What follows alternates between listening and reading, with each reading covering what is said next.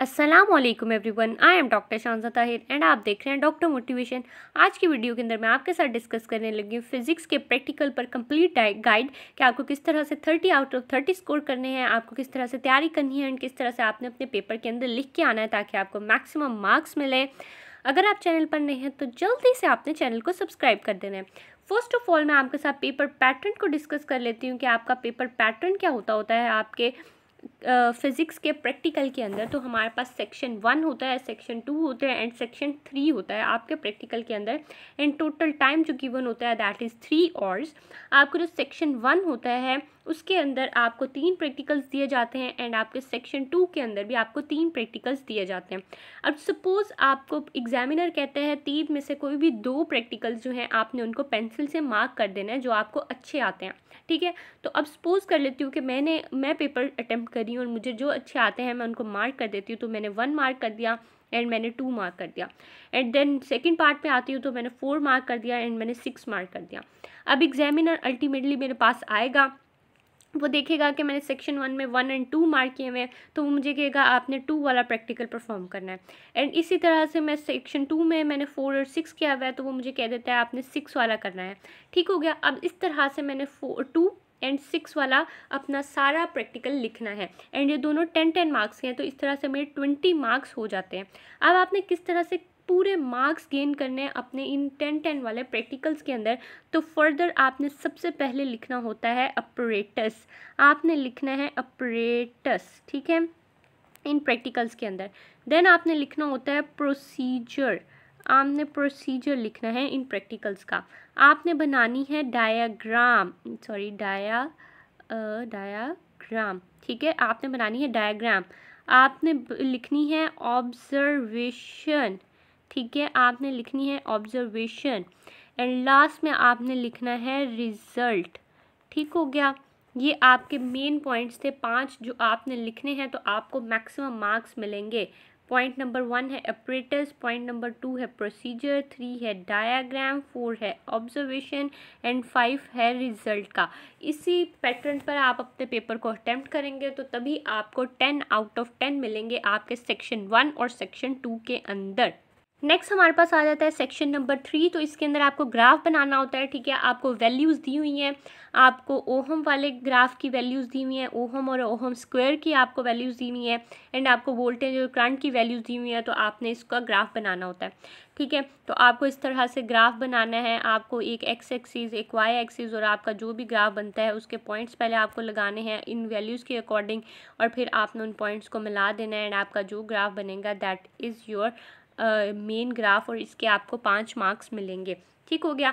Then हमारे पास question 8 है आपकी प्रैक्टिकल नोटबुक्स। तो इसके 2 नंबर होते हैं एंड जो आपका वाइवा आपका एग्जामिनर लेता है उसके 3 मार्क्स होते हैं। तो इस तरह से टोटल मिला के आपका सेक्शन 1 में 10 मार्क्स, आपके सेक्शन 2 में 10 मार्क्स, आपके ग्राफ वाले क्वेश्चन में 5 मार्क्स, आपकी प्रैक्टिकल नोटबुक के 2 मार्क्स और आपके वाइवा के 3 मार्क्स। तो टोटल मिला के आपके 30 मार्क्स बन जाते हैं।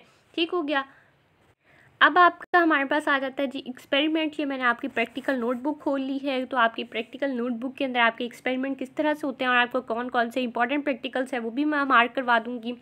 आपका फर्स्ट प्रैक्टिकल है जी to determine the resistance of a given wire by slide wire bridge. तो ये बहुत इंपॉर्टेंट प्रैक्टिकल है। इसमें आपको ऑपरेटर्स लिखना है, प्रोसीजर लिखना है, डायग्राम बनानी होती है, ऑब्जर्वेशन लिखनी होती है एंड लास्ट में आपको इसका रिजल्ट लिखना होता है, जैसे कि मैंने आपको पहले भी बताया था। ठीक है। तो ये आपके मेन पॉइंट्स होते हैं आपके 10 मार्क्स के जो प्रैक्टिकल होता है उसके अंदर। देन आपका सेकंड प्रैक्टिकल है हमारे पास to determine resistance of galvanometer by half deflection method. That is one of the important practical. इसको आपने बहुत अच्छे से करना है। आपका वही अपरेटस है, प्रोसीजर है, डायग्राम है, ऑब्जर्वेशन है एंड लास्ट में आपका रिजल्ट होता है हर एक्सपेरिमेंट के अंदर। नेक्स्ट हमारे पास आ जाता है जी third practical to determine the resistance of voltmeter by half deflection method. तो इसमें भी सेम प्रोसीजर है कि आपको अपरेटस लिखना है, रिजल्ट लिखना है, डायग्राम, ऑब्जर्वेशन एंड रिजल्ट्स। तो इस तरह से आपका प्रैक्टिकल कंप्लीट होगा। देन हमारे पास नेक्स्ट प्रैक्टिकल है to determine resistance of voltmeter by drawing graph between resistance and 1/वोल्टेज। तो इसके बारे में इसका आपको ग्राफ भी ड्रॉ करना होता है, ठीक है। आपको apparatus, procedure, diagram, observation, result and further साथ में ग्राफ भी बनाना है। देन आपका फोर्थ क्वेश्चन है to study variation of resistance of a thermistor with temperature.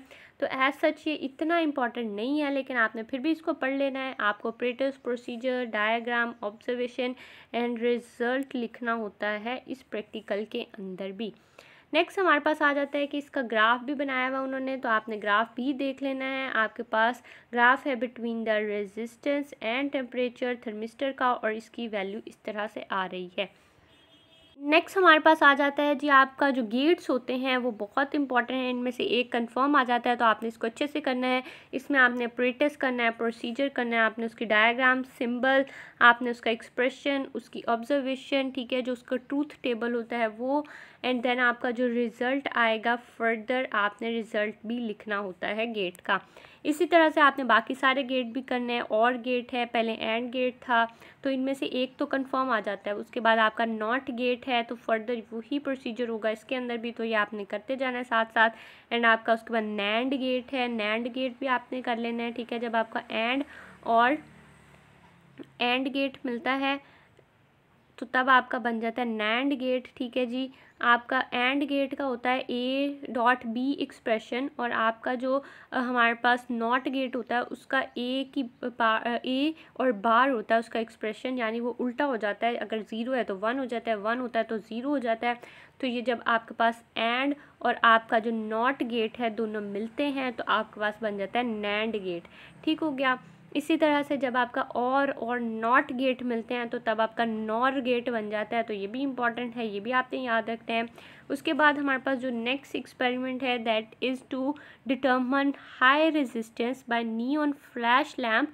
तो ये भी आपने देख लेना है, ये इंपॉर्टेंट प्रैक्टिकल है। ऑपरेटर्स है, प्रोसीजर है, हमारे पास सर्किट आपने बनाया, उसका ग्राफ है, ऑब्जर्वेशन है, एंड फर्दर लास्ट में हमारे पास उसका रिजल्ट होता है।